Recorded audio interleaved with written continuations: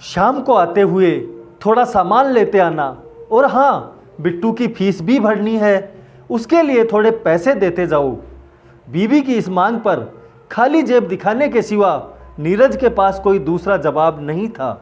माथे पर चिंता की लकीरें लिए सवेरे तो नीरज अपने काम पर निकल गया, लेकिन शाम को उसने छोटे भाई रवि और माँ के सामने इस आर्थिक संकट से उभरने के लिए एक प्रस्ताव रखा।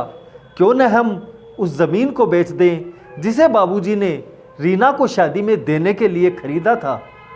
माँ विरोध जताते हुए बोली, बेटी को दी हुई चीज़ वापस नहीं मांगते, पाप लगता है। रीना का जन्म होते ही घर खुशियों से भर गया था। तुम्हारे पापा ने उस समय खूब पैसा कमाया था, उसी से तुम्हारे पापा ने 3 प्लॉट खरीदे थे। तभी उन्होंने ये तय कर लिया था कि एक प्लॉट रीना का है जो उसे उसकी शादी में दे देंगे। कौन सी बेटी? वो बेटी जो लव मैरिज कर घर की इज्जत को खाक में मिला गई और पिताजी की अंतिम यात्रा में भी शामिल नहीं हुई। नीरज ने टोंट मारते हुए कहा, ज़्यादा बकवास मत कर नीरज। कौन नहीं जानता कि रीना को उस दिन गली के बाहर से ही लौटा दिया था और तुम लोगों ने उस बेचारी को अपने पिता के अंतिम दर्शन तक नहीं करने दिए थे। माँ ने बेटी का पक्ष लेते हुए गुस्से से कहा। माँ के इस वार से दोनों बेटे चुप हो गए। ना बड़ा बेटा कुछ बोल पाया और ना छोटे बेटे के मुंह से कोई शब्द निकला। थोड़ी देर की शांति के बाद छोटा भाई रवि बोला, प्लॉट बेच तो देंगे, पर क्या रीना कागजात पर दस्तखत करेगी? मुझे नहीं लगता वो हमारा भला सोच भी सकती है। आखिर है तो औरत जात, पुरुषों की परिस्थिति कैसे समझ पाएगी? काफ़ी देर बाद विवाद के बाद सब इस बात पर सहमत हो गए कि माँ फ़ोन करके रीना और दामाद जी को घर आने का न्योता देगी। अगले दिन सुबह बाहर गली में खेल रहे नीरज के लड़के की बुआ आ गई की आवाज़ सुनकर सारा परिवार चौकन्ना हो गया। ग्लानि के बोझ तले दबे दोनों भाई दुविधा में थे कि उसके सामने कैसे जाएं, उसे घर में आने के लिए किस मुंह से कहें। लेकिन वो कहते हैं न कि ज़रूरत के वक्त गधे को भी बाप बनाना पड़ता है। उसी कहावत को चरितार्थ करते हुए दोनों रीना से बात करने के लिए तैयार हो गए। घर की चौखट पर जब बेटी और दामाद ने पूरे 5 साल बाद कदम रखा तो माँ की आंखें भर आई और दोनों को बड़े प्यार से घर के अंदर लेकर आई।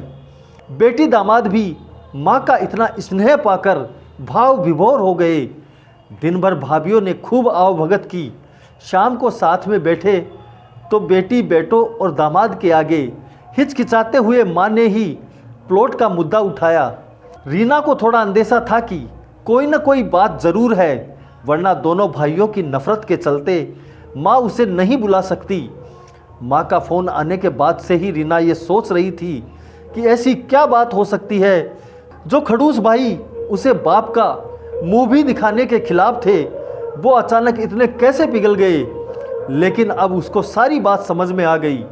रीना ने तिरछी नज़र से पति रोहन की तरफ देखा तो वो बोल पड़ा, देखिए माताजी, शादी से पहले जो कुछ आपका था वो आपका ही रहेगा। ना उस पर मेरा या रीना का कोई हक था, ना है, और न ही भविष्य में हम कुछ मांगेंगे। इसीलिए आप निश्चित होकर उस प्लाट के साथ जो करना है कीजिए। आप जहां कहेंगे रीना वहां हस्ताक्षर कर देगी। सुबह से अपने जीजा से नज़रें चुरा रहे दोनों भाइयों ने अब अपने जीजा को अच्छे से देखा। तय हुआ कि सुबह प्लॉट के कागजात पर बहन के दस्तखत लेकर काम खत्म किया जाए। मीटिंग खत्म कर सोने की तैयारी कर ही रहे थे कि टीवी पर अनाउंसमेंट हुआ कि आने वाले 21 दिनों तक देश में लॉकडाउन लगाया जा रहा है।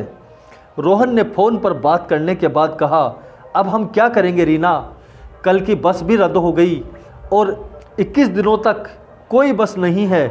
हम तो फंस गए। इस खबर से दोनों भाई बहुत निराश हो गए, क्योंकि एक तो उनकी आमदनी कम थी और 2 लोगों का और खाने पीने का बोझा बढ़ गया था। लेकिन माँ अंदर ही अंदर खुश थी, क्योंकि इतने वर्षों बाद घर वापस लौटी बेटी इसी बहाने कुछ दिन आराम से उसके साथ रह पाएगी। दोनों भाई फुटकर सब्जी और फल बेचा करते थे। कुछ दिनों में ही लॉकडाउन के चलते और कोरोना वायरस के चलते लोगों ने उनसे सब्जियां और फल खरीदने बंद कर दिए। पहले से खराब उनकी आर्थिक स्थिति और ज़्यादा खराब होने लगी। वह मन ही मन रीना के कदमों को अपने लिए अशुभ मानने लगे। बहन और जीजाजी से उनकी यह हालत छुपी न थी।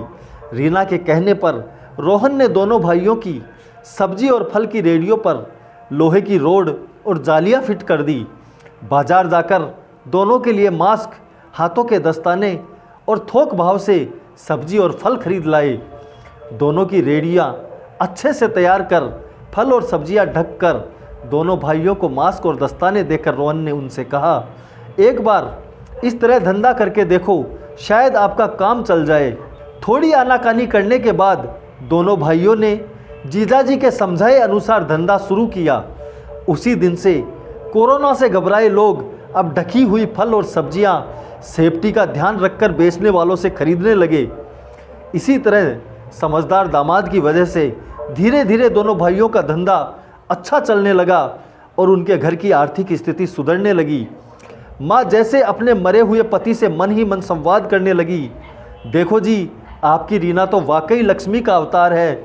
इसके पांव फिर से घर में पड़ते ही घर की खुशियाँ लौट आई। दोनों भाइयों की आंखों में पहले जो गुस्सा था उसकी जगह अब शर्म ने ले ली थी। वह मन ही मन सोचते थे, क्या गलत किया था बहन ने जो हमने उसके साथ इतना बुरा सलूक किया। शादी ही तो की थी और शादी करने से पहले हमें बताया भी तो था। हम ही थे जो उसे स्वीकार नहीं कर पाए। दोनों भाइयों के मन में द्वेष और नफरत धीरे धीरे क्वारंटाइन हो गई थी। 21 दिन बाद जब दीदी और जीजाजी प्लॉट के कागज़ पर साइन करने जाने लगे, तब दोनों भाइयों ने उन्हें रोक लिया और उनसे माफ़ी मांगते हुए वो पेपर्स उन्हें देते हुए बोले, शादी के वक्त हमने आपको कोई तोहफा तो दूर की बात है, आपका हक भी नहीं दिया, लेकिन अब इस प्लॉट को स्वीकार कर हमें प्रायश्चित करने का एक मौका दीजिए। सभी की आंखों में खुशी के आंसू आ गए और माँ ऊपर देखकर बोली, देखा, आपकी लाडली ने आज फिर हमारा घर खुशियों से भर दिया। कहानी पसंद आई तो इसे लाइक करें, चैनल को सब्सक्राइब करना न भूलें। धन्यवाद। जय हिंद, जय भारत।